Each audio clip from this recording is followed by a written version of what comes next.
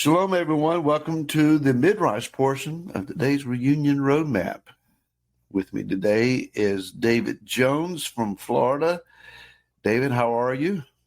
Doing great, brother. Doing great. Looking forward to what we're getting into today. All right. By the way, this is Barry Phillips from Virginia. I think I forgot to mention that. Just a voice on the radio. Who in the world? Yes, Lord. Psalms 139, verse 14, may be something that is a bit on folks' minds these days, which says, I give thanks to you, for I am awesomely and wondrously made. Fearfully and wonderfully is another translation. In the womb, there is an amazing process by which a conceived life begins to form. It's amazing, David, that very early on in the course of a pregnancy, that the definitions of the human body, its fingers, its facial features, heartbeat, bodily organs are being formed and put in place. And when a baby is born, we rejoice. Well, it has all its fingers and toes, but there's more to it than that. It's an amazing thing. I have my latest grandchild is 8 months old, and I remember, you hold a little one newly born, and you realize a month ago it was this life was still inside the mother's womb. We look at this and we realize there has to be a master creator. I mean, this whole human process cannot possibly, in any intelligent mind, no one could possibly imagine that a spatial blob collision accident created this process. It's just not possible. So life conceived in the womb, brought forth. It's a miracle. It's an amazing event. It's a spectacle of wonder. But David, what about the life outside the womb? There is a verse in the book of Jeremiah, chapter 1. In verse 5, he says, this voice came to me saying, before I formed you in the belly, I knew you. And before you came out of the womb, I did set you apart. I appointed you a prophet to nations. When Yirmiyahu was an infant or a toddler or a little boy, it's doubtful that he had any idea of what was sitting in front of him. The trials he would go through, the life he would live, the words that would be remembered for thousands of years. Not everybody lives for that level of import and impact. But even the least of us, David, have a reason for existence. If life in the womb is just fetal tissue until it becomes a living being outside the womb, doesn't that cheapen the life that takes place after birth? If we recognize the hand of the Creator, does it not give us a sense of responsibility and accountability to do something with this life that we have been given? Life's not cheap. So we shouldn't live it cheaply, should we? Wow, that's it's an awful lot of stuff to get in here to set up. You're welcome. Yeah. I mean, I think your last question there, I think the direct answer is no. I mean, absolutely not. But how do we do that? And whose perspective are we following to live our life and to do these things? Yeshua was constantly asked about, so what's important in life? Which we would translate today as, why am I really here? Right. And Yeshua would answer these questions as the greatest commandment of all. If the one most important thing I need to remember, what is it? Yeshua said, Love the Lord your God with all your heart, with all your soul, and all your mind. And there's another one that's on par with this one. Love your neighbor as yourself. These two things show the heart of Yah to us. And it's that relationship. He put us here for relationship. With him, yes, but with each other as well. And all this working together into one. So how do we live life now that we're here, and what do we do? Ultimately, we're not living for our temporal life. We're living for eternity. And we're living to partake of not the tree of the knowledge of good and evil, but to partake of the tree of life. Right. Which we know we also say is synonymous with Yeshua in himself anyway. So what is this about me? And there's another thing, sticking with Jeremiah, and Jeremiah 29, and people like to take this and kind of use it out of context, but I'm going to put it this way in the lines with what I'm saying. It says, I know the plans that I have in mind for you, declares Adonai, plans for shalom, not calamity, to give you a future and a hope. And you will call on me and come and pray to me, and I will listen to you. You will seek me and find me when you search for me with all your heart, and I will be found by you. Yes. And then it goes on in verse 14, again, context, right? And I will return you from exile, gather you from the nations, all the places where I have driven you, bring you back to the place. I mean, so what is the goal here? The goal is relationship. And we're not just looking to someday in the future somehow, we'll have this relationship with the one that created us. No, this relationship here now. And that's why we have to learn to also teach to our children the beauty of this relationship that Yahweh created them for.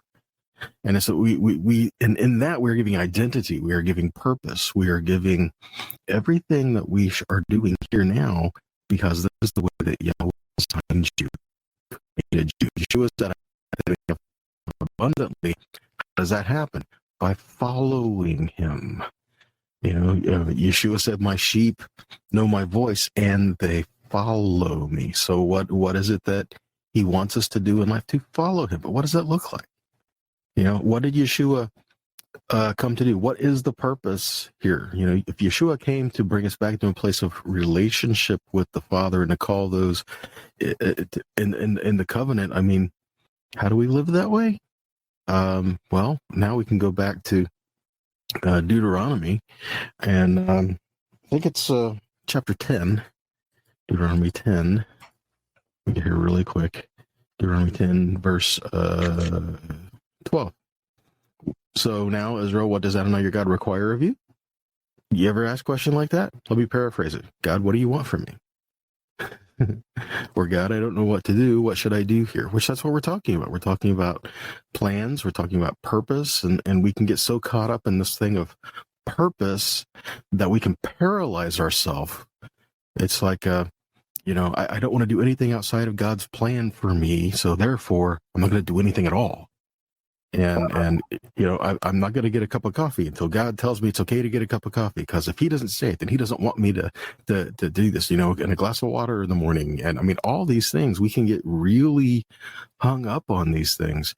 But continuing in Deuteronomy 10, it says, what does God want from you? To fear Adonai your God, walk in all his ways and love him.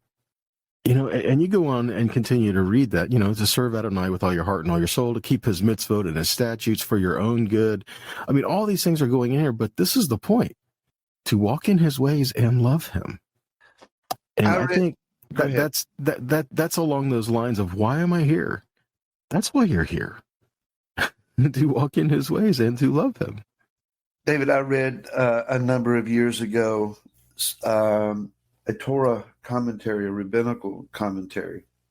And it was talking about that at the moment, the very instant of conception in the womb, at that microsecond, Yah places a soul from his presence into what scientists call the embryo.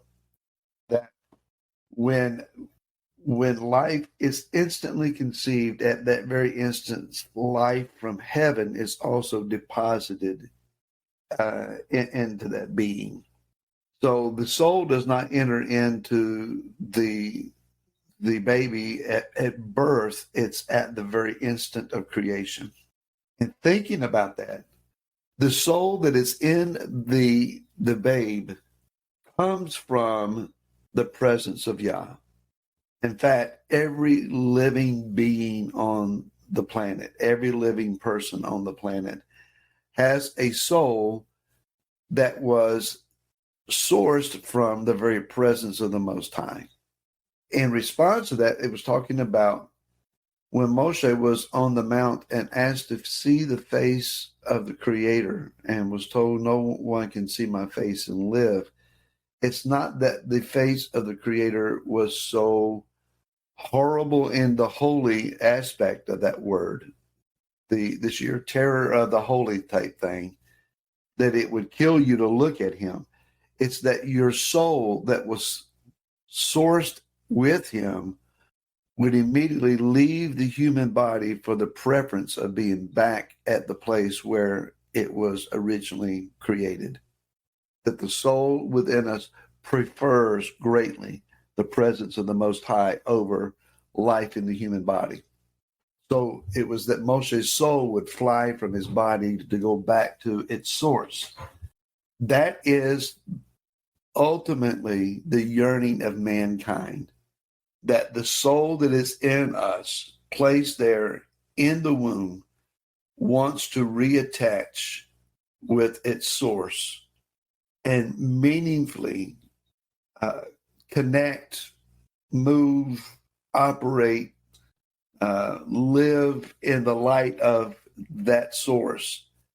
It's in the human capacity of embracing this world and those around it that we get confused as to how to do that.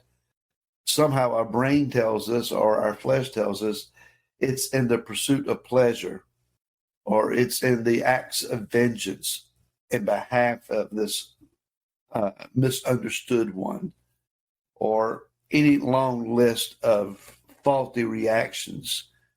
It is the Torah that gives us the proper outline and understanding as to how to rightly connect again with our source and to reveal to us through the Torah the one who redeems the inward being so that that soul can rightly connect. Trying to connect with Yah in the soul level without a renewing of your being, it's like trying to put mud on a white linen tablecloth and keep it clean. It just doesn't work.